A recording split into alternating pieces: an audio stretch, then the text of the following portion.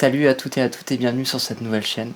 Étant donné que c'est la première vidéo, du coup je me dis que c'est une bonne chose déjà que je me présente. Moi je m'appelle Elfie, j'ai 27 ans et je suis une personne transgenre. Et j'avais pour ambition, voilà, depuis un petit temps de créer une chaîne sur laquelle je peux partager avec vous, parler de ces sujets. C'est quelque chose que j'ai beaucoup hésité à faire parce que je me sens très peu légitime sur le sujet. Mais au final, je me rends compte que c'est des choses que j'aurais aimé avoir au final, ce genre de petites vidéos sur lesquelles on parle de ces sujets. Avoir l'expérience de certaines personnes ou pouvoir prendre justement du recul ou avoir différents points de vue sur ces sujets-là. Donc je me dis que voilà, ce serait bien que je fasse un peu l'impasse sur mes questionnements personnels et que je puisse me permettre de partager sur ces sujets qui me tiennent à cœur et essayer d'apporter comme je peux certaines choses et certains éléments. Aujourd'hui, j'aimerais bien faire cette première petite vidéo sur ce qui peut freiner le choix de faire une transition, sur ce qui peut freiner, sur ce qui peut bloquer, sur ce qui peut faire peur. Parce que moi, c'est quelque chose qui m'a auquel j'ai été beaucoup sujette. J'ai mis 27 ans pour décider de faire ma transition. Ça fait un mois que je me suis out et ça fait un mois que je suis sous hormones. Donc ça a été long, ça a été un long parcours. C'est présent depuis mes 11 ans, depuis que j'ai commencé à muer, depuis que ma voix a changé. Ça a été mes premières dysphories, ma voix. Donc c'est présent depuis assez longtemps, donc je pense que c'est un sujet pour lequel je peux parler, auquel j'aimerais échanger avec vous, vous donner un peu mon expérience et qu'on parle de ce qui peut freiner. Je pense que c'est important. Je pense que prendre conscience de ces choses, c'est déjà vraiment un premier pas vers la réflexion d'une transition. Je pense que si vous vous posez ces questions, c'est qu'il y a quelque chose en vous dans tous les cas qui a besoin d'être entendu et d'être traité. Et auquel il y a besoin de porter une attention.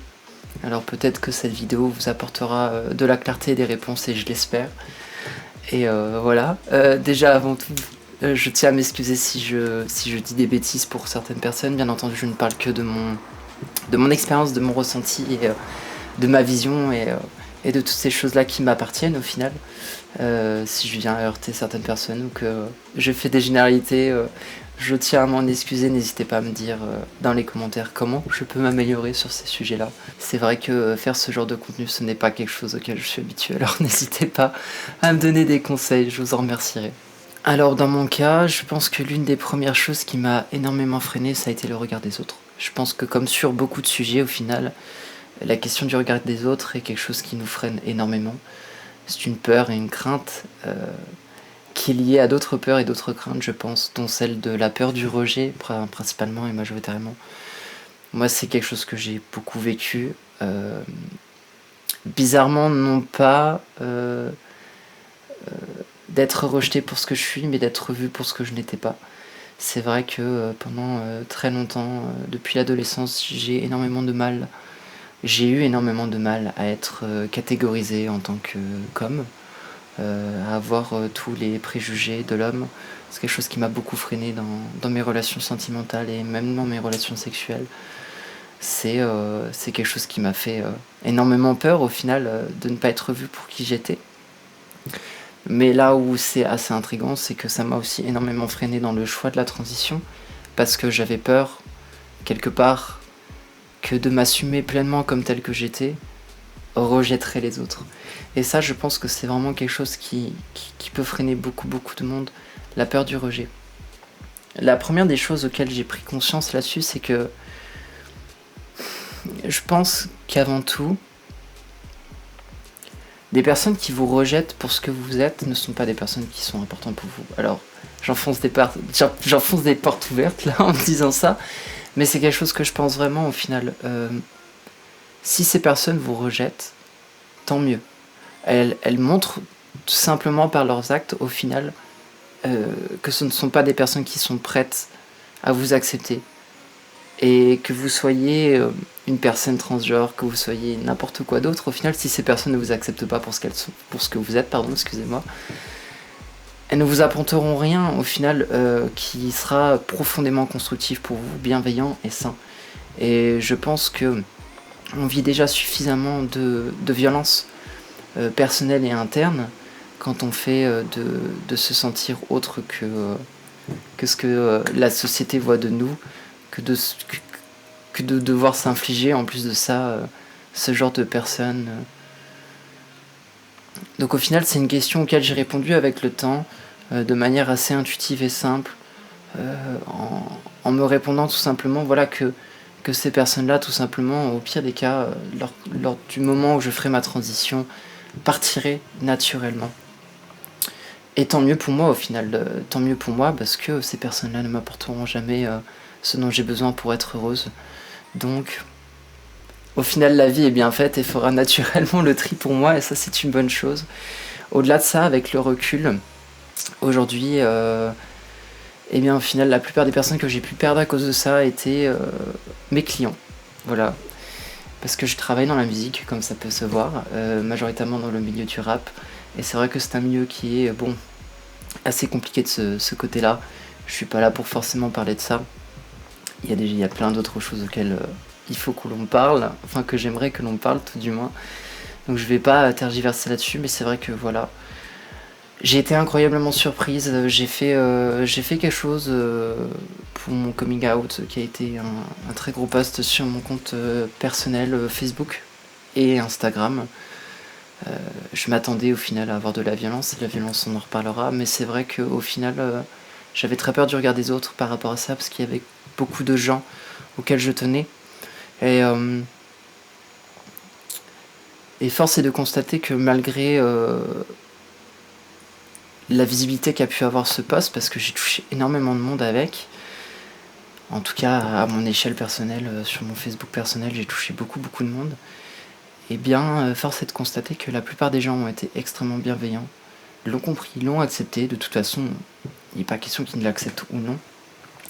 Mais force est de constater que les gens ont vraiment eu un élan de compréhension, de soutien, ils m'ont donné beaucoup de force, ils ont été très heureux et contents pour moi au final que je me permette ça enfin, que je me permette d'être moi et d'être enfin heureuse au final, d'incarner pleinement qui j'étais.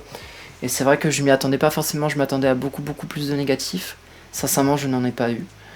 Si ce n'est une ou deux personnes de mon entourage très proche qui ont eu des difficultés quant à l'annonce et de la manière dont je l'ai annoncé qui a pu être un peu brutale. Mais au-delà de ça, ça a été incroyable de voir que je n'ai pas eu de violence de ce côté-là. Si ce n'est peut-être une expérience où je suis sorti un jour dans une soirée où il y avait beaucoup de personnes que j'ai pu fréquenter. Et force est de constater qu'à cette soirée, je me suis retrouvé relativement seul. Mais ça a été le seul cas parce que depuis ma transition, je suis beaucoup sorti, j'ai rencontré beaucoup de gens. Et force est de constater que, contre toute attente, au final, j'ai attiré même beaucoup de nouvelles rencontres. Peut-être de par ma manière d'être, de rayonner, de me sentir enfin libre, de pouvoir être qui j'étais. Ça a attiré beaucoup de choses à moi, pardon. Et ça a vraiment fait taire au final cette croyance et cette peur que les gens me rejetteraient. Alors il y en a peut-être, il y en aura certainement. Et puis dans mon milieu professionnel, il y en a. Ce qui est compliqué pour moi étant donné que c'est quand même ce qui me permet de vivre. J'ai eu d'énormes pertes ce mois-ci. Bon bref. Mais au-delà de ça, au final, il s'agit que de mon travail. Dans ma vie personnelle, j'ai eu beaucoup d'amour, beaucoup de bienveillance. Donc je pense que cette peur, au final, sera légitime. Dans tous les cas, elle est légitime, mais elle sera... En tout cas, je pense que cette peur peut avoir lieu vraiment uniquement si vous êtes principalement entouré de personnes qui sont extrêmement conditionnées et qui ont beaucoup de mal avec ces questions-là. Je pense principalement à des personnes jeunes qui sont dans un entourage encore familial et qui sont vraiment ancrés là-dedans. Je pense que la famille, ça peut être compliqué. Moi, j'ai eu la chance que ma famille a compris. Pourtant, j'ai des grands-parents, par exemple, qui ont beaucoup de difficultés avec ces questions, comme beaucoup de personnes de cet âge-là, au final, et qui, au final, l'ont extrêmement bien pris et ont juste souhaité mon bonheur avant tout. Et ça a été incroyable, je m'y attendais pas. Mais à toi, en tout cas, qui vit dans un milieu qui peut être... qui peut avoir beaucoup de difficultés à comprendre ces sujets-là, je pense que tu peux beaucoup t'armer d'aide, de soutien, de personnes qui sont peut-être plus ouvertes,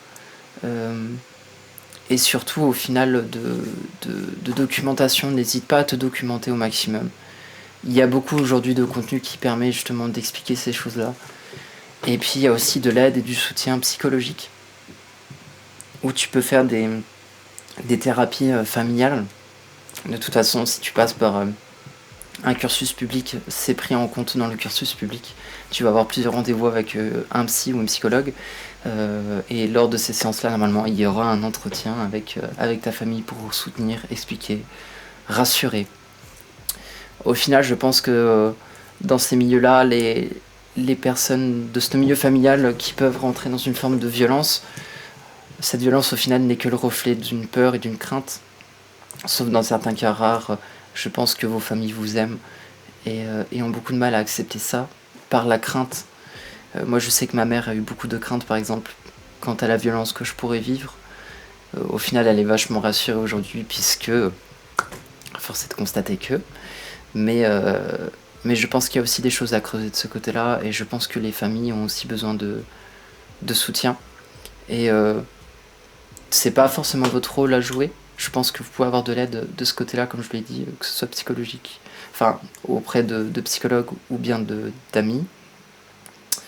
Mais si jamais vous en sentez les moyens, prenez en compte que ces personnes ont besoin d'être rassurées, je pense, comme vous, tout simplement.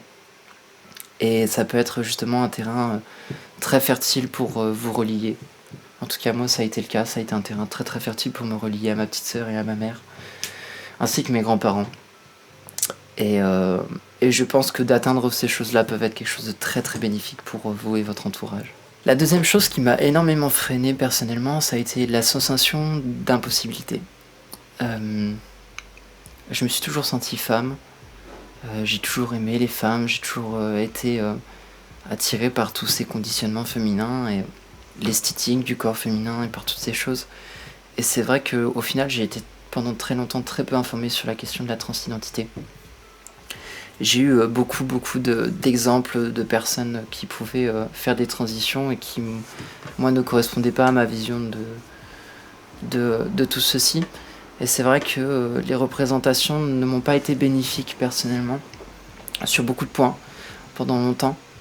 Je pense aussi peut-être parce que je suis d'une certaine génération et que quand j'avais 16 ans, il y avait déjà très peu d'informations sur le sujet. La transidentité, c'était quelque chose qui était très très peu mise en avant et dont on parlait très peu. Je me rappelle qu'on parlait à peine de la bisexualité, c'était quelque chose qui venait d'être mis sur le tapis, la bisexualité. On rentrait directement dans les clichés de l'homosexualité si on se sentait un peu plus féminin que la moyenne. Donc voilà. Et au-delà de ça, je savais pas ce qui était faisable, je savais pas ce qui était possible, je ne connaissais même pas au final les traitements hormonaux, je ne savais même pas que je pouvais me faire pousser des seins naturellement, je me comprends. Je pensais qu'il fallait obligatoirement par exemple se faire des implants ou ce genre de choses, et c'est vrai que le manque d'informations sur ces sujets m'ont énormément freiné au final sur le fait de me permettre d'envisager tout simplement de transitionner. J'avais pas envie de certaines choses, j'avais pas envie de m'imposer certaines choses, j'avais pas envie de ressembler à certaines choses. Et ça a été un énorme frein pour moi. Je me sentais dans l'impossibilité en fait. Et c'est vrai que j'ai commencé vraiment à m'informer il y a au final très peu de temps. Mais ça a été une énorme découverte pour moi que d'oser en fait creuser davantage et d'avoir accès à certains contenus. Et c'est aussi ce qui me donne envie aujourd'hui de faire cette vidéo et d'apporter du contenu parce que c'est des choses qui moi m'ont sauvé et m'ont apporté beaucoup de réponses. Et qui m'ont permis de me rendre compte que c'était possible en fait, c'était tout à fait possible. Et cette question d'impossibilité a été aussi un des trucs qui m'a énormément freiné, mais vraiment énormément. Cette question d'impossibilité, elle revient aussi avec toutes les autres questions forcément. Et c'est vrai que de voir d'autres personnes oser le faire, et voir qu'elles vivaient très bien, et voir que après un certain temps, le passing était incroyable, ça m'a donné beaucoup d'espoir de me dire que voilà, en fait, si d'autres le font, pourquoi pas moi, en fait, tout simplement. Pourquoi est-ce que moi je ne me le permettrais pas? Pourquoi est-ce que ce ne serait pas possible pour moi au final? Et pourquoi est-ce que ce ne serait pas possible pour toi, tout simplement? Il faut prendre en considération aussi qu'il y a des choses qui peuvent nous sembler infranchissables actuellement, mais qui le sont avec le temps, avec une certaine forme d'expérience, avec une recherche. Et je pense que pour moi, la transition, c'est aussi un terrain extrêmement fertile pour expérimenter, se chercher. Ça prend du temps. C'est le travail d'une vie, je pense. Mais la transition apporte un terrain qui permet beaucoup de renouveau, de repartir en fait sur des bases beaucoup plus neutres et de vous permettre de vous construire d'une manière qui vous correspondra vraiment, qui sera profondément à votre image, qui ne découlera pas de forcément toutes ces années que vous avez vécues conditionnées dans votre genre de naissance. Je pense vraiment que la transition est une renaissance et qu'elle peut être très fertile sur énormément de points. Et je pense aussi que dans la vie, rien n'est impossible. Le seul moyen de rendre les choses impossibles, c'est de le croire. Quand j'ai commencé à m'informer sur la transition, j'ai aussi pris connaissance du coup des démarches administratives et médicales. Et c'est un point qui m'a aussi énormément freiné pour plusieurs raisons. Déjà parce que je suis TDAH et que tout ce qui est administratif est une phobie profonde. Du coup, oui, il y a de l'administration. Si vous voulez faire changer vos prénoms et votre genre, il y a des démarches administratives. Il y a sincèrement pire comme démarche administrative, mais c'est vrai que pour quelqu'un qui a une phobie comme moi, c'est quelque chose qui est très compliqué et qui peut freiner. C'est d'ailleurs quelque chose que je n'ai toujours pas entamé, alors que j'en ai profondément l'élan. J'aimerais changer mon prénom et mon genre, mais voilà, c'est aussi des démarches qui prennent du temps. Pas pour le prénom, mais pour le genre, ça prend beaucoup de temps. Et puis ça a aussi beaucoup plus de chances d'être accepté une fois que certaines choses sont faites. Mais je pense que ce qui m'a le plus freiné, c'est les démarches médicales. Et là-dessus, je pense que en France, les démarches médicales sont aussi compliquées, aussi par intérêt, entre guillemets. En tout cas, selon le point de vue médical, qui est que on peut voir dans d'autres pays où c'est beaucoup plus facile d'accès et beaucoup plus rapide de mise en place que il y a plus de personnes qui détransitionnent. En France, c'est extrêmement rare. Et je pense que c'est extrêmement rare justement parce qu'il y a ces démarches-là. La grosse problématique pour moi, c'est que en prenant mon expérience, j'ai passé 17 ans, 16 ans, 17 ans de ma vie à traiter ces choses-là, à traiter ces sujets, à me comprendre et à faire le choix de la transition au moment où je me sentais le plus... Je sais pas comment dire, au moment où je me sentais vraiment la plus ok avec ces questions, la plus ok avec moi, où je m'étais vraiment traité, en final, où j'avais traité mes traumatismes, où j'avais traité mon genre de naissance, mon corps, tout ça. J'étais à un stade où j'étais bien avec moi-même, où j'étais ok. Et si je faisais cette transition, ce n'était pas pour fuir au final quelque chose ou répondre à des peurs ou au fait de me détester tout simplement. J'ai appris à m'aimer avant de faire cette transition et ça m'a pris énormément de temps. Et donc j'ai entamé cette transition avec l'envie d'aujourd'hui enfin me vivre pleinement comme j'étais. Et c'est vrai que j'avais envie que ça aille vite en fait tout simplement. Je sais que la transition en elle-même est un processus qui est long. Le développement des attributs secondaires féminins est long. C'est quelque chose qui peut prendre jusqu'à 2 ans, même plus. Donc c'est déjà compliqué au final quand on en est à ce stade de se dire ok, je me sentirai moi pleinement et peut-être que j'arrêterai de faire des dysphories dans 2 ans, ce qui est extrêmement long.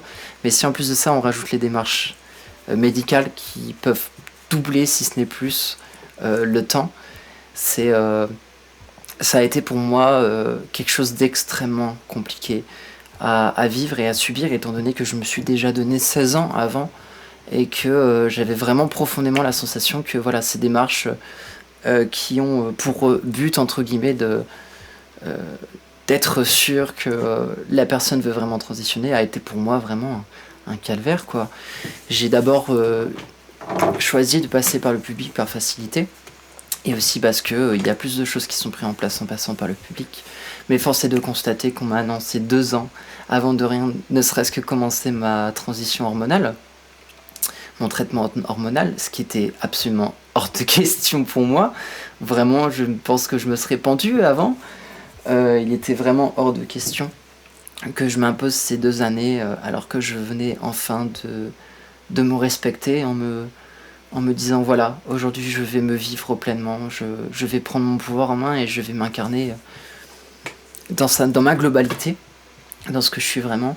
Et j'ai vraiment eu la sensation qu'on m'a dépossédé au final de ce pouvoir et qu'on m'a dit bah c'est bien, vous avez pris 16 ans à développer ce pouvoir, ces connaissances sur vous et d'être sûr.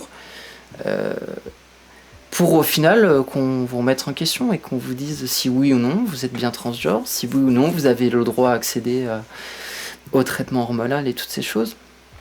J'ai eu la chance de pouvoir accéder à des serveurs Discord de personnes qui s'entraident, de personnes transgenres qui s'entraident. Et j'ai eu du coup accès à beaucoup de personnes qui m'ont dit que c'était n'importe quoi 2 ans, c'était vraiment n'importe quoi. Que elles ont pu avoir accès voilà, en quelques mois à ces traitements hormonaux. Et donc j'ai décidé du coup de faire mes recherches par moi-même et de passer par le privé en fait tout simplement. Et là je me suis rendu compte encore une fois que le privé c'est extrêmement compliqué aussi. Le privé c'est compliqué pour plein de raisons. Premièrement parce que le milieu médical français est profondément transphobe sur beaucoup de points. J'avais pas envie de m'imposer cette violence. Et bien que j'ai réussi à l'esquiver, malgré tout, les recherches que ça m'a demandé pour les esquiver a été une forme de violence en soi. Parce que ça demande une énergie considérable que de réussir à trouver des personnes au final qui puissent convenir tout simplement. Et qui ne sont tout simplement pas transphobes. C'est encore plus compliqué d'avoir des personnes qui sont qualifiées. C'est vrai que le milieu médical est très peu qualifié. La plupart des personnes concernées le sont bien plus. Les personnes transgenres le sont bien plus. Et c'est dramatique, je trouve. C'est vraiment dramatique quand vous arrivez devant le médecin et que vous êtes beaucoup plus en capacité de lui apporter les réponses sur la transition que elle, qui est la personne qui est censée être professionnelle, quoi. Bref, ça c'est encore un autre sujet. Mais il est vrai que ça a été un parcours du combattant vraiment que de réussir. Mais j'ai eu accès à certaines choses, à certaines compréhensions qui étaient que, voilà, dans un cursus dit normal, entre guillemets, vous commencez par aller vers un médecin traitant. Ce médecin traitant, du coup, vous renvoie vers différentes personnes. Il vous renvoie vers un dermatologue pour commencer l'épilation laser. Il vous renvoie vers un psychologue qui, lui, va vous qualifier, entre guillemets, de transgenre, oui, parce que quelqu'un d'autre le sait mieux que nous. Et cette qualification vous permet ensuite d'aller vers un endocrinologue, excusez-moi, qui, lui, vous permet, du coup, de pouvoir avoir accès au traitement hormonal.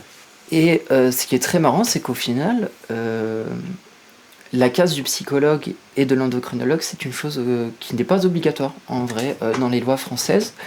Le médecin traitant a tout à fait la possibilité de vous suivre dans ce traitement et de vous le prescrire. Le souci étant que la plupart des médecins traitants ne sont pas qualifiés et ne veulent pas s'emmerder avec ça et renvoient du coup naturellement vers des endocrinologues qui sont censés être plus qualifiés là-dessus. Mais sachez que du coup, ce n'est pas obligatoire. Voilà, votre médecin traitant le peut. Et il existe des sites, d'ailleurs je vais vous en mettre un dans la description, qui au final est destiné à tout simplement donner les éléments aux médecins traitants ou à toute personne de milieux médicaux pour s'informer sur qu'est-ce qui se fait, qu'est-ce qui ne se fait pas, comment, pourquoi, machin. Et il existe aussi des regroupements de personnes de ce milieu-là, du milieu médical, qui s'entraident et qui se forment régulièrement sur les sujets. Donc c'est tout à fait possible. Les médecins traitants ont tout à fait les capacités d'eux, d'autant plus que le traitement hormonal n'est pas quelque chose de compliqué. Alors ça peut paraître énorme au début, mais force est de constater que quand vous commencez à faire le traitement hormonal, que vous vous informez vraiment sur vous-même et que vous creusez les choses, déjà il existe plusieurs solutions, il existe plusieurs possibilités, c'est des traitements qui peuvent être adaptés, et ça c'est vraiment quelque chose de très bien, que ce soit en termes de dosage ou en termes de médicaments pris, ou d'hormones ou de méthodes, il y a beaucoup de choses qui peuvent permettre de s'adapter du coup à vous. Et au-delà de ça, c'est loin d'être compliqué en fait, tout simplement. En tout cas pour des personnes professionnelles comme des médecins, il n'y a rien de compliqué. Il n'y a vraiment rien de compliqué. C'est tout à fait dans leur corde, il suffit juste qu'ils s'informent sur le sujet. Et donc du coup j'ai eu la chance moi de tomber sur une médecin généraliste en ayant accès à certaines bases de données.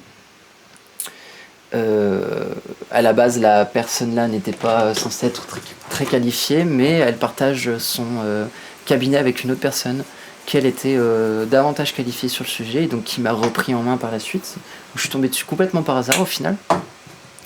Et je n'ai pas eu à passer par la case psychologue, sauf le psy que j'ai vu dans le cursus public, que je ne vais pas revoir du coup, puisqu'elle m'a annoncé 2 ans avant de pouvoir commencer les hormones et 5 rendez-vous, 5 rendez-vous psychologiques. Hein. Et j'ai du coup pu m'éviter ça et uniquement passer par ma médecin généraliste qui au final m'a permis d'accéder en un mois top chrono à mon traitement hormonal. Et force est de constater que ça m'a fait un bien fou, en fait, de tout simplement m'éviter ces choses-là. Alors je pense en effet que quand on est très jeune, il y a d'autant plus de questions à se poser. Il faut vraiment être certaine, avant de faire ces choix-là. Mais il faut aussi prendre en considération, je pense que il y a des changements lors de la prise hormonale qui sont définitifs, comme la pousse des glandes mammaires. Mais au-delà de ça, il y a aussi le fait que voilà, vous allez devenir stérile. Mais au-delà de ça, il y a quand même, si vous arrêtez ce traitement hormonal, il n'y a rien de définitif au-delà de ça. On n'est pas sur de la chirurgie, on n'est pas sur des choses qui sont absolument définitives. Une détransition, c'est possible. Les glandes mammaires peuvent être retirées. Alors ça demandera des opérations, certes, mais je pense que vraiment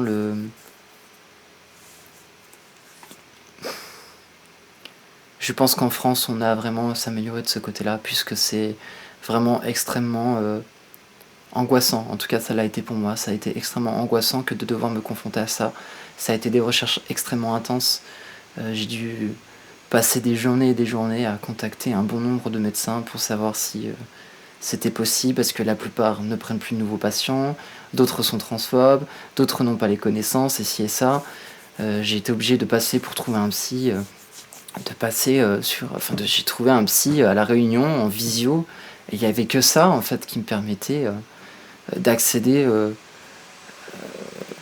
à un avancement dans mon parcours médical sans devoir attendre des années avant de pouvoir être pris en charge. Parce que même dans le milieu public, au final, beaucoup n'ont pas de rendez-vous avant des mois et des mois, si ce n'est des années, ce qui est profondément démoralisant. Vraiment, ça m'a profondément démoralisé, et je pense que si j'avais pas autant de confiance en moi, en mes capacités à trouver une solution, j'aurais profondément déprimé, et je pense que beaucoup peuvent déprimer de ce côté-là. Alors, le gros avantage du public, c'est que ça vous évite toutes ces recherches, puisqu'il y a des personnes qui sont en contact et des redirections, ce genre de choses. Après, beaucoup de personnes font partie de la SOFEC, on en reparlera, mais ça peut vous éviter en tout cas d'user beaucoup d'énergie dans ces recherches et dans ce parcours qui est le parcours privé. Après, par contre, le parcours privé, force est de constater, encore une fois, j'arrête pas de dire ce terme, qu'il a beaucoup d'avantages malgré tout. Si vous arrivez à trouver les bonnes personnes, il a beaucoup d'avantages. J'ai l'impression qu'il vous permet d'être plus propriétaire en fait de votre transition, d'aller plus vite, de répondre davantage et d'être beaucoup plus flexible. C'est vrai que par exemple, quand j'ai rencontré cette personne dans le public, j'avais l'impression que les choses étaient très cloisonnées. On me disait que les choses devaient se faire comme ça, que c'était comme ça légalement, ainsi de suite, etc. Ce qui n'est pas le cas, ce qui n'est pas vrai. Ces gens peuvent vous dire ce qu'ils veulent pour que ça rentre dans leur manière de faire les transitions. Et je trouve que quelque part c'est extrêmement problématique. Mais bon, pour terminer sur cette question, les choses ne sont pas infaisables. Ça a pris beaucoup de temps, ça a pris beaucoup d'énergie. Mais ça a répondu aussi à énormément de curiosité que je pouvais avoir. C'est vrai que j'ai une facilité à développer des intérêts restreints. Oui, j'ai développé un intérêt restreint là-dessus, clairement. Je pense que tout le monde n'en est pas capable. Mais il y a beaucoup de gens pour aider. Il y a des serveurs Discord, il y a des bases de données privées, il y a des personnes publiques qui donnent du contenu et tout. Et c'est vrai qu'il y a aujourd'hui beaucoup plus d'accès au final à tout ceci, et ça permet de faciliter beaucoup ces choses, d'autant plus que j'ai la sensation que le milieu médical malgré tout s'ouvre. Il y a des personnes qui, comme ma médecin générale, sont incroyables et se forment sur ces sujets, et ils voient vraiment un intérêt profond, et ça fait du bien. Ça fait du bien. Et je pense que c'est aussi en osant aller vers ces personnes-là et en osant peut-être un peu de culot, en osant proposer les contenus qui peuvent former ces personnes-là, que ce milieu s'ouvrira davantage sur ces sujets-là. Une autre chose qui m'a beaucoup freiné et qui va aussi en lien avec le premier point que j'ai parlé, le regard des autres, c'était les mauvais passings. Alors, c'est un sujet qui va être très délicat pour moi parce que j'ai pas envie de dire qu'il y a de mauvais passings, je trouve que c'est un jugement. Mais du coup, je vais parler vraiment en tant que personne, de ma personne, avec mon regard, mes envies, ma vision de la beauté et non. Et c'est vrai que j'ai eu pendant très longtemps des représentations de passing qui ne me convenaient pas du tout, que je trouvais de trop, que je trouvais trop faux, trop refait, trop chirurgical, trop... ou alors tout simplement on voyait encore beaucoup les traits masculins. Et déjà j'ai pris beaucoup de recul au final sur ce dernier point, sur les traits masculins. C'est vrai que depuis que j'ai commencé à transitionner, que je vois énormément mes traits masculins sur moi, parce que oui, je dysphos beaucoup, même si tout le monde me dit que je n'ai pas de raison. Mais je remarque qu'au final, il y a énormément de femmes qui ont des traits masculins, même parfois beaucoup plus que moi, beaucoup plus que vous, beaucoup plus que... Voilà. Et ça fait vraiment prendre du recul au final sur les traits qui peuvent être masculins sur nous.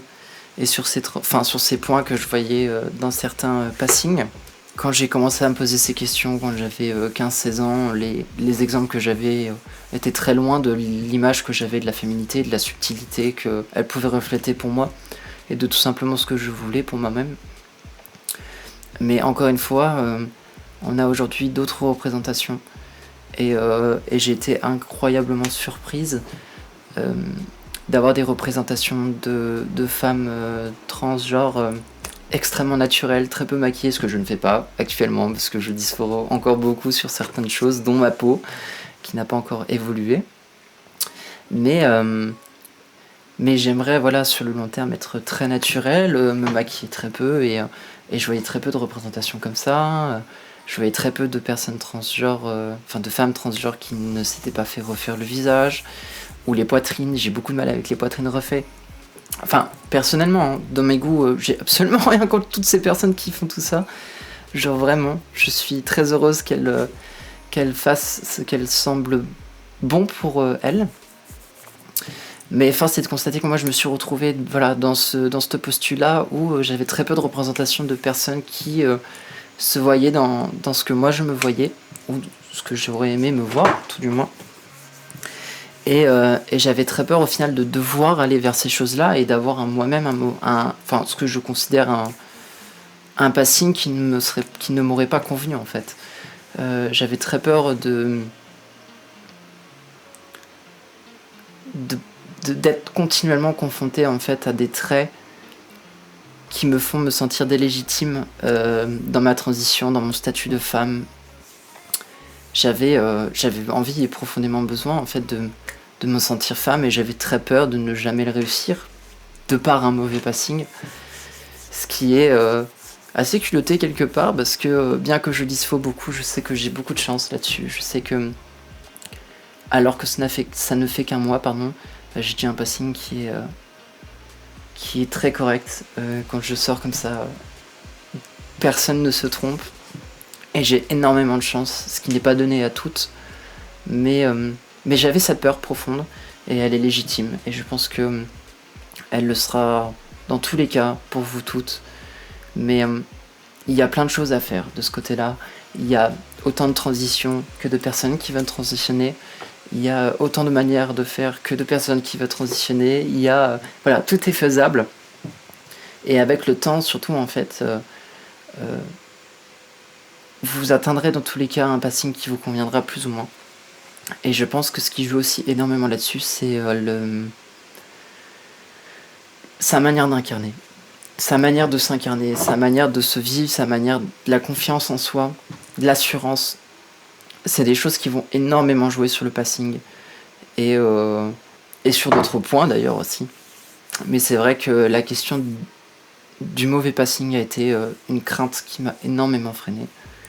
Mais force est de constater que, comme je l'ai dit tout à l'heure, la transition est une expérience, c'est une renaissance. Vous avez un terrain devant vous qui est neutre, vague et vierge, qui va vous permettre d'expérimenter tellement de choses.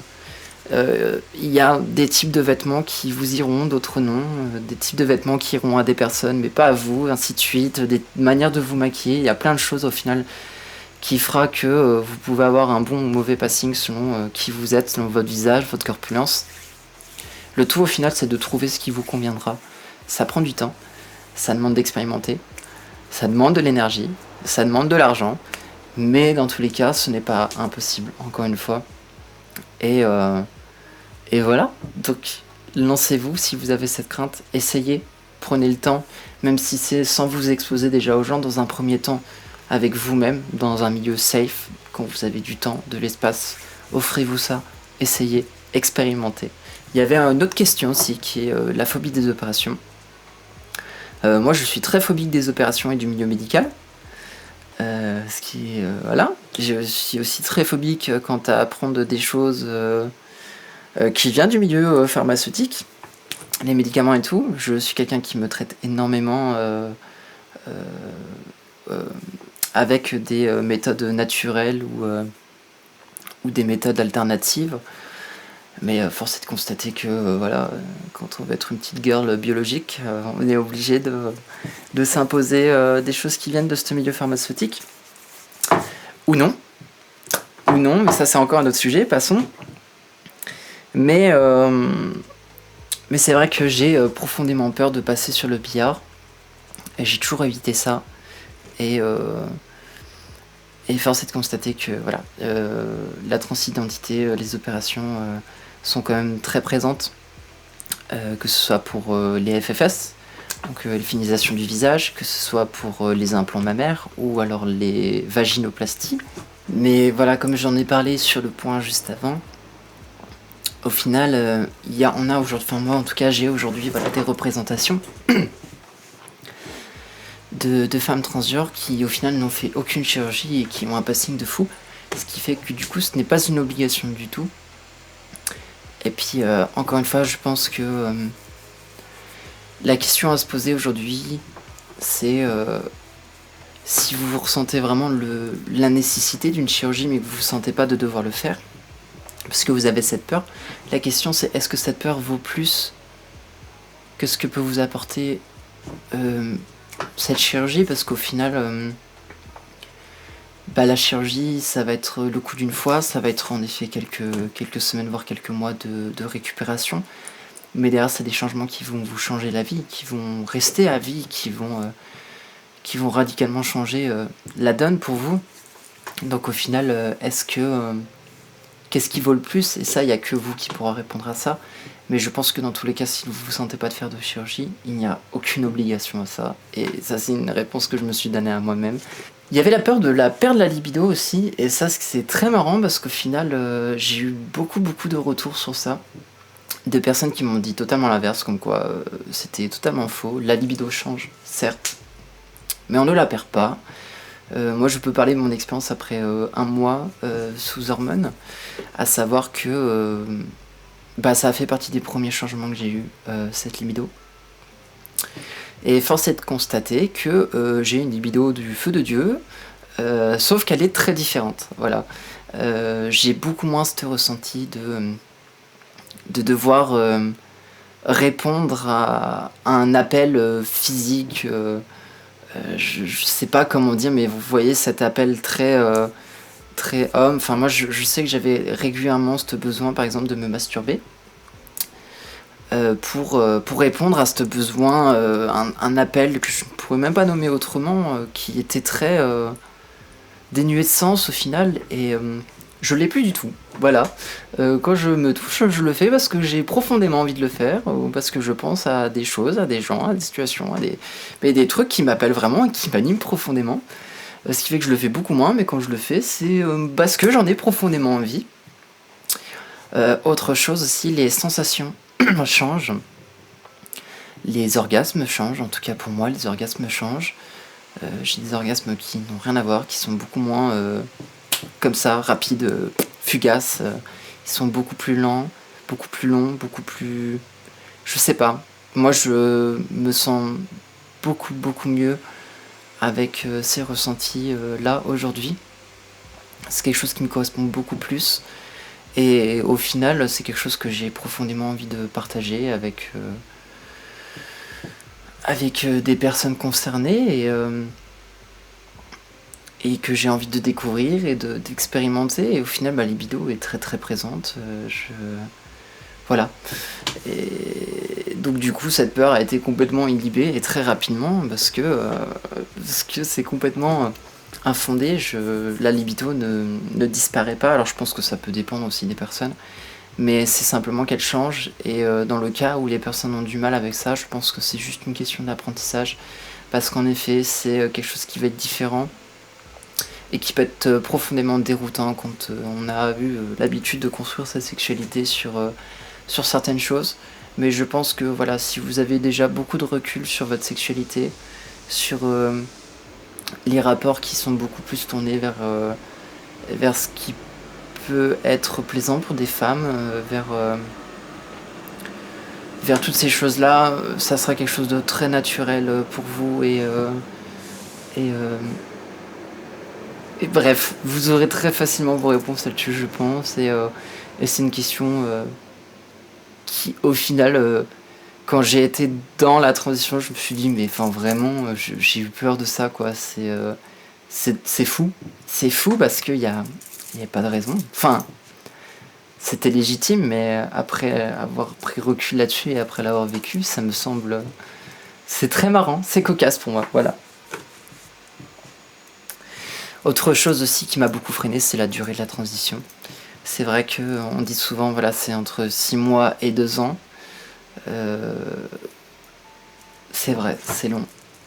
C'est long, mais encore une fois, en fait, moi j'ai pris 16 ans à me freiner parce que je me disais que c'était long, et au final ça a été surtout long parce que j'ai pris 16 ans à me freiner à cause de ça. Donc ce qui est encore une fois un comble, et c'est assez cocasse. Après je regrette pas, mais c'est vrai que me freiner pour ça, c'est dommage. J'ai trouvé ça dommage. Après je ne jugerai personne et je me juge pas là-dessus non plus, bien que je viens de dire que c'est dommage, qui est un jugement, mais j'aurais préféré ne pas me freiner par rapport à ça. Et c'est 2 ans, certes, mais c'est 2 ans où les choses évoluent, avancent. C'est pas vous passer de tout à rien comme ça en un claquement de doigts au bout de 2 ans. Non, les choses avancent, évoluent et va de mieux en mieux pendant 2 ans, ce qui au final est très différent. J'avais aussi cette profonde peur d'être refusé dans le diagnostic. Et là-dessus c'est très compliqué parce que ça rejoint encore le milieu médical. Et je pense que c'est une grosse problématique en France qu'on puisse vous valider ou non. Parce que personne ne saura mieux que vous ce que vous êtes et ce que vous ressentez être. Là-dessus, du coup, je vous dirais que oui, c'est une problématique. C'est une très grosse problématique. Je pense que le milieu médical et les psychologues devraient tout simplement amener à poser certaines questions, pas remettre en question la transition, mais à amener certaines questions sur comment la vivre, pourquoi, quand. Ça, là-dessus, j'aurais potentiellement rien à redire, mais sur le fait de vous valider ou non dans ce diagnostic, c'est très complexe, hein. Et là-dessus, malheureusement, j'aurais pas grand-chose à dire, mais en tout cas, je voulais juste le partager. C'est en effet quelque chose, moi, qui m'a beaucoup freiné, d'être confronté à ce truc et de me dire que peut-être que on allait me refuser. Je voulais pas m'imposer cette violence. Mais je pense sincèrement que si vous allez voir les psychologues en étant serein et sain avec vous-même, que vous avez déjà pour sûr les réponses pour vous et que vous allez vraiment avec un calme, une forme de voilà de sérénité entre guillemets. Je pense que le diagnostic se passera sincèrement bien. N'hésitez pas à y aller accompagner aussi avec des personnes qui comprennent profondément, qui vous soutiendront et qui en plus de ça pourront appuyer votre expérience, qui vous êtes. J'en ai parlé tout à l'heure, mais il y avait la crainte de la violence. Alors autour des proches, je ne l'ai pas vécu du coup, mais je l'ai quand même un peu vécu sur deux plans. Déjà la violence que les femmes puissent vivre tous les jours, c'est quelque chose que vous allez vivre forcément, que j'ai vécu et que je vivrai encore.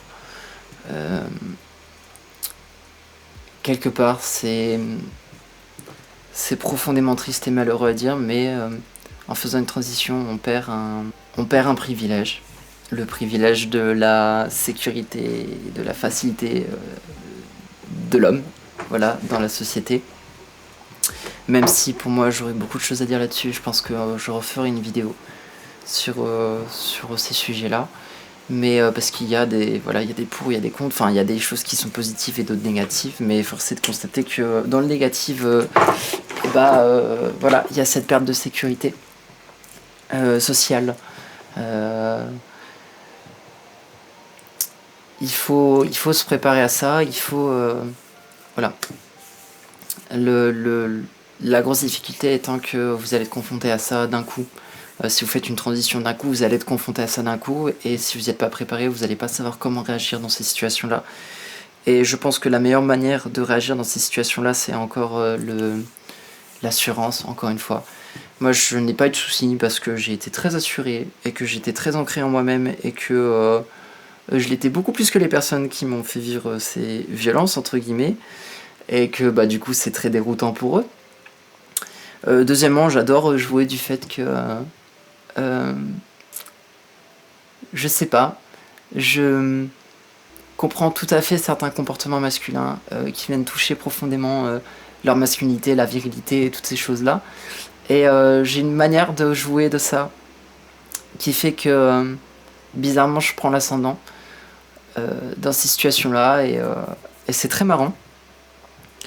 D'une bonne manière bien sûr, je rentre pas dans une forme de violence ou quoi que ce soit, mais ça me donne une assurance qui fait que j'ai une réponse qui cadre et qui voilà.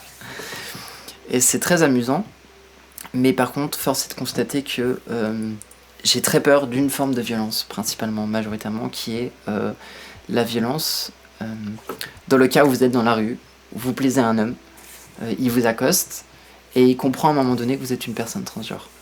Et à ce moment-là, il se dit « Oh putain, j'aime une personne avec une bite. Enfin, je suis attiré par une personne avec une bite. Qu'est-ce que ça veut dire de moi? Est-ce que je suis gay? Mon Dieu, ma virilité en prend un coup. Oh, mon Dieu, mais... Oh là là !» Et paf, réaction en chaîne, qu'est-ce qu'il fait? Qu'est-ce qu'il a besoin de faire? Et il faut qu'il se certifie de sa virilité. Et donc, il va rentrer dans... Attention, de la violence! Bah oui, bien entendu, ce serait trop simple sinon. Et ça, j'en ai vraiment peur. J'ai peur de faire face à cette violence-là parce que je sais à quel point elle est destructrice et à quel point elle peut être profondément violente, surtout sur ces sujets-là. Surtout sur le sujet de l'homosexualité, ce qui les amène à l'homosexualité, parce qu'au final, ils ne le sont pas, puisqu'ils sont attirés par une femme. Certes, une femme à bite, mais une femme quand même. Et encore, au final, ils n'en savent rien, parce que je connais des personnes qui ont fait des vaginoplasties et qui ont des traits qui pourraient faire comprendre qu'elles sont des femmes trans. Donc c'est très cocasse, mais voilà, j'ai des personnes de mon entourage trans qui ont vécu ces violences-là, d'autres représentations que j'ai pu avoir sur YouTube qui ont vécu cette violence-là. Moi, j'ai eu la chance de ne pas le vivre, mais je pense que ce sera inévitable à un moment donné, et que là aussi, il faut être préparé à savoir gérer ça, et ça fait extrêmement peur. Et ça a été quelque chose qui m'a aussi beaucoup freiné. Mais d'un autre côté, je me revois quand j'étais adolescente, et que... j'étais une femme dans un corps d'homme, et que j'en prenais plein la gueule pour ça, quelque part, bon, est-ce que transitionner m'apportera une expérience si différente que celle que j'ai déjà vécue? Je pense pas. Sincèrement, je pense pas. Je pense que c'est une violence que je vivais déjà, malgré tout. Après, c'est de mon expérience personnelle, j'ai beaucoup vécu la violence masculine. Ça m'a beaucoup été imposé. Et voilà. Donc au final, est-ce que ça devait me freiner par rapport à la transition? Je pense que non. Et le dernier point, je pense, qui me vient, a été la question du budget. Parce que on n'en parle pas, mais une transition, c'est refaire toute sa garde-robe, le maquillage, tous les produits cosmétiques, les produits de soins, la peau, le machin, et ci, et ça. C'est mirobolant tout ce qu'il y a, donc on peut passer outre si vous voulez pas vous maquiller, si vous voulez pas prendre soin de votre peau, si vous voulez pas machin et tout. Bref, ça c'est vos choix. Moi je vais pas me plaindre là-dessus parce que du coup c'est mes choix, mais force est de constater que ça coûte extrêmement cher, surtout en fait de tout refaire. C'est comme quand vous prenez votre premier appartement, vous devez vous retrouver avec à devoir prendre tous les ustensiles possibles et imaginables au monde, et ça fait un budget colossal.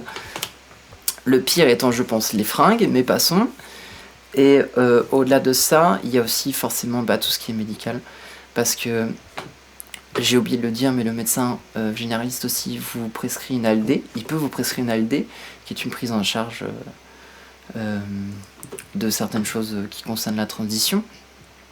Donc moi j'ai eu le droit à la ALD, mais force est de constater qu'elle ne prend pas à charge tout. C'est-à-dire que pour mon laser, par exemple, c'est 45 € maximum de l'heure. Au final, j'ai 30 € qui est pris, je ne sais toujours pas pourquoi. Pourquoi pas plus? Parce que ça va jusqu'à 45, mais passons. Et la plupart des séances sont autour de 60-70 €, si ce n'est 100 €. Donc le reste, c'est vous. Voilà, super. Ensuite, tout ce qui est chirurgie, comment vous dire? J'ai appris le prix de vaginoplastie, j'ai eu envie de me pendre. Les implants mammaires, c'est pareil, c'est considéré comme esthétique. La plupart des choses qui sont faites pour la féminisation du visage sont considérées comme esthétiques, donc pas prises en charge. Après, je dis peut-être des bêtises, je me suis pas encore profondément informé là-dessus, mais force est de constater que dans tous les cas, même si c'est pris en charge, c'est qu'à un certain taux, et que les chirurgies, on parle de milliers d'euros, et il faut les avoir, et je les ai pas. Et je les aurai peut-être certainement jamais, et j'ai envie de me tirer une balle quand je me regarde dans le miroir, que je fais de la dispo et que je me dis que je n'aurai jamais l'argent pour faire en sorte que je n'ai plus de dispo. C'est génial, on adore. Surtout si en plus on prend en considération que la plupart de mes clients sont en train de me lâcher parce que je suis une femme. Yes! Donc ouais, je sais pas comment je vais faire, vous me payez mes chirurgies. Et c'est profondément déprimant. Et c'est vrai que j'étais déjà au fait de ça avant de me dire que j'allais transitionner, enfin d'accepter que je transitionne, de me lancer dans la chose. Et c'est quelque chose qui m'a énormément freiné. Le budget, vraiment. Mais encore une fois, il faut considérer, je pense que la transition c'est quelque chose qui se fait sur le long terme et que rien ne vous empêche en fait d'investir petit à petit. Je pense que ça peut être très très compliqué pour des personnes qui ont besoin de vivre leur genre profondément d'un coup, comme moi j'ai pu l'avoir, parce que ça demande un investissement énorme d'un coup, mais rien ne vous oblige à faire ça. Vous pouvez très bien déjà dans un premier temps, et j'ai beaucoup de personnes dans mon entourage qui le font, vivre une forme d'intergenre, de gender fluide, où vous n'êtes pas constamment revendiqué physiquement ou visuellement comme une femme, et ça peut très bien le faire, surtout si vous vous entourez de personnes qui sont tout à fait ouvertes sur ces questions-là, et je vous le conseille profondément parce qu'ils vous apporteront un soutien incroyable et vous ouvriront des espaces qui sont profondément safe si vous ne l'êtes pas déjà entouré de ce genre de personnes.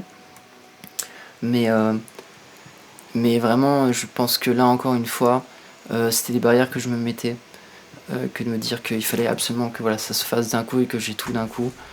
Alors bon, au final, je l'ai quand même fait, hein. Je n'ai plus rien pour manger, mais au moins c'est fait.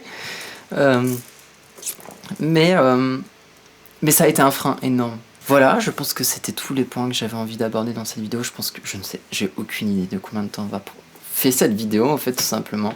Je ne sais pas du tout non plus la gueule qu'elle a. Je sais pas si ça a pu vous apporter des choses, je sais pas si elle a un réel intérêt ou non, mais j'avais profondément envie en fait de vous partager tout ça et de pouvoir commencer à créer du lien avec vous autour de ces sujets. C'est quelque chose qui m'appelle énormément, alors je me suis dit pourquoi pas. Si jamais vous avez des questions sur certains sujets, que vous avez besoin de vous exprimer, que vous avez besoin de soutien ou de quoi que ce soit, n'hésitez pas à m'ajouter sur mon Instagram. Je vous mets le lien ici et je vous envoie aussi mon petit Instagram dans la description. N'hésitez pas à m'envoyer des messages. Je peux vous rediriger vers des personnes, vers des banques de données trans. Donc je les mettrai pas en description, mais venez me les demander en DM sans souci, je vous les donnerai. Pareil pour le Discord. Je préfère le laisser voilà, en privé, entre guillemets. Venez me le demander. Par contre, je vous mettrai les liens que je vous ai dit vous mettre dans la description. Ça, c'est sans souci. Et comme dit, si vous avez des questions ou quoi que ce soit, surtout n'hésitez pas. Je vais essayer de vous refaire une vidéo prochainement sur un autre sujet qui me tient énormément à cœur. Si vous avez des sujets que j'aimerais aborder aussi, n'hésitez pas à me le dire en commentaire. Et je me ferai un malin plaisir de faire une vidéo sur le sujet qui vous parle le plus. Voilà, je vous dis à bientôt, je vous fais plein de bisous.